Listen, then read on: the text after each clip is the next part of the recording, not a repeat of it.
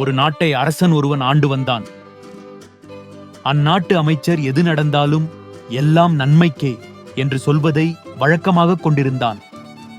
ஒரு நாள் இருவரும் பேசிக் கொண்டிருந்தார்கள். அப்பொழுது அரசன் மாம்பழம் ஒன்றை கத்தியால் அறுத்தான். தவறுதலாக கத்தி அவனின் சுண்டு விரலை அறுத்துவிட்டது. இரத்தம் வெளியேறி வலி தாங்க முடியாமல் அரசன் துடித்தான். வழக்கம் போல் அமைச்சர், அரசே, எல்லாம் நன்மைக்கே என்றான். இதை கேட்டு கோபமடைந்த அரசன், நான் விரல் வெட்டுப்பட்டு துடிக்கிறேன், எல்லாம் நன்மைக்கே என்று சொல்வதா? காவலர்களே, அமைச்சரை சிறையில் கொண்டு போய் அடைத்து விடுங்கள் என்று உத்தரவிட்டான்.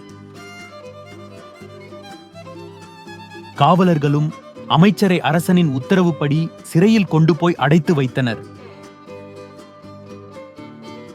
அப்போதும் அமைச்சர், எல்லாம் நன்மைக்கே என்றார். நாட்கள் பல கடந்தன. வேட்டையாடுவதில் ஆர்வமுடைய அரசன் தனியாக காட்டிற்குச் சென்றான்.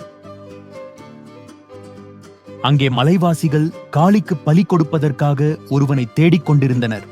அவர்களிடம் அரசன் சிக்கிக் கொண்டான். அங்கு வந்த கோவில் பூசாரி பலி கொடுப்பதற்காக மலைவாசிகள் கொண்டு வந்த அரசனை முழுமையாகச் சோதித்தான்.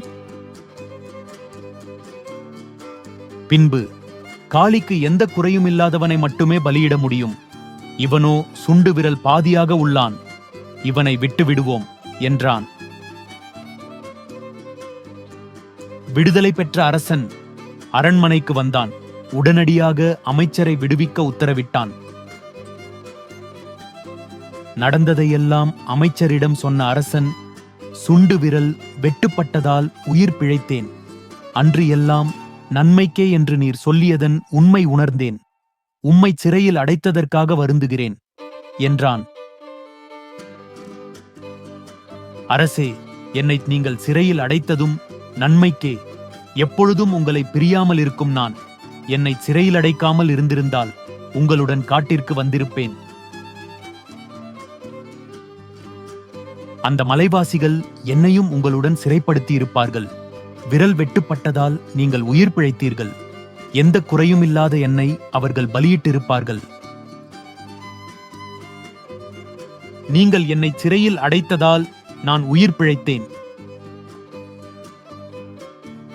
எல்லாம் நன்மைக்கே என்றார் அவர்.